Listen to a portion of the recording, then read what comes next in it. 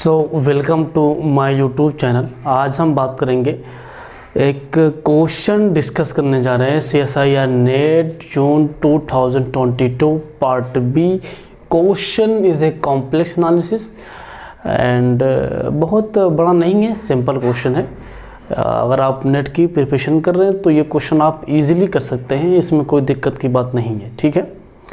और जहाँ तक मुझे लगता है इस क्वेश्चन में कोई भी कारीगरी नहीं है, थोड़ा सा इसमें इंटायर फंक्शन और उसके साथ साथ सीक्वेंस पे, सब सीक्वेंस पे और यही 3-4 चीज़ पे बात की गई है। और आई होप, मुझे लगता है कि इसे आप कर लेंगे। लेकिन इस टाइप का क्वेश्चन आगे भी आ सकता है, अगर ऐसा आएगा तो हम किस तरह से सोचेंगे, ठीक है। और जहाँ तक मुझे लगता है नेट वालों ने इस क्वेश्चन को जो भी प्रोफेसर इसको फ्रेम किया है ना, इस क्वेश्चन को, मुझे तो नहीं लग रहा है वो इस क्वेश्चन को फ्रेम किया है। मुझे लग रहा है ये क्वेश्चन को वो कॉपी किया किसी और एग्ज़ाम से। मुझे ये फीलिंग आ रही है क्वेश्चन देख करके कि वो किसी और एग्ज़ाम से क्वेश्चन को कॉपी किया है दोस्त, क्योंकि इसमें कोई ज़्यादा कारीगरी नहीं है। जो इस बार नेट का एग्ज़ाम हुआ था ना, देखेंगे आप, मुझे तो मैं दावे के साथ बोल सकता हूँ कुछ ऐसे क्वेश्चन है ना जो बिल्कुल गलत है। मैं दावे के साथ बोल सकता हूँ नेट के इस बार जो 16 सितंबर को एग्ज़ाम हुआ था, उस एग्ज़ाम के अंदर नेट के ऐसे बहुत सारे क्वेश्चन आपको मिल जाएंगे जो क्या है, गलत हैं। जो क्वेश्चन गलत ही बनाया गया है, जो क्वेश्चन को गलत बनाया गया है, और आंसर तो ठीक है लेकिन क्वेश्चन गलत है, ठीक है। तो ऐसे दोस्त बहुत सारे क्वेश्चन नेट वालों ने इस बार फ्रेम किया था जिनका क्वेश्चन ही गलत है, ठीक है, और आंसर भी गलत है कुछ क्वेश्चन का, ठीक है। तो इस टाइप का क्वेश्चन अगर आप नेट के एग्ज़ाम में आपके पास, अगर आपके सामने कभी भी आता है तो आप किस तरह से अप्रोच करते हैं, ठीक है। तो पहले एक बार हम क्वेश्चन को रीड करते हैं। For a positive integer n, ठीक है, let fn denote the nth derivative of f। Suppose an entire function f is a entire function, satisfies f square, मतलब f का double derivative plus f equal to 0, then which are the following is true.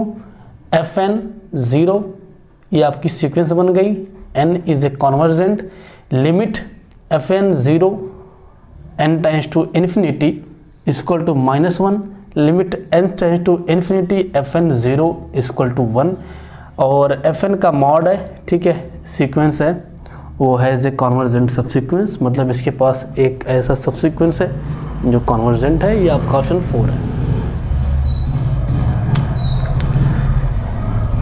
इस question को देखने के बाद मैंने आपसे पहले ही कहा कि क्वेश्चन ये फ्रेम नहीं है, किसी एग्ज़ाम से कॉपी किया गया है। अब जैसे कि इस क्वेश्चन में इंटायर फंक्शन दिया गया है और ये कंडीशन, सबसे बड़ी जो कंडीशन इस क्वेश्चन की है, इस क्वेश्चन की जो सबसे बड़ी कंडीशन है वो ये है,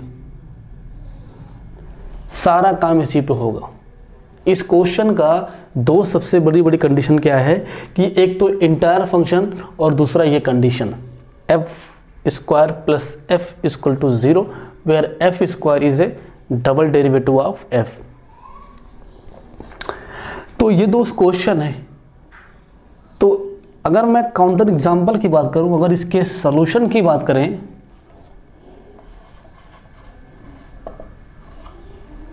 इंटायर फंक्शन मतलब ऐसा फंक्शन जो पूरे कॉम्प्लेक्स प्लेन में क्या हो, एनालिटिक हो।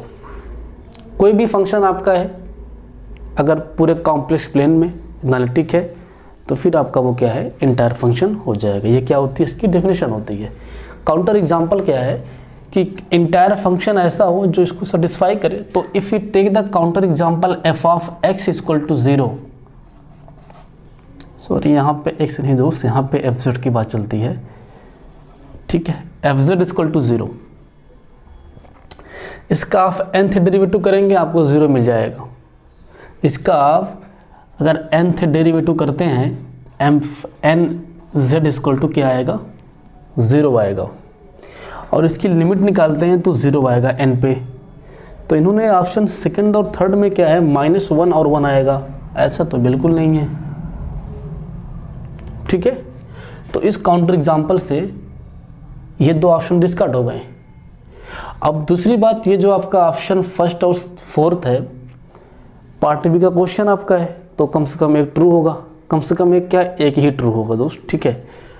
तो if you take the counter example F Z equal to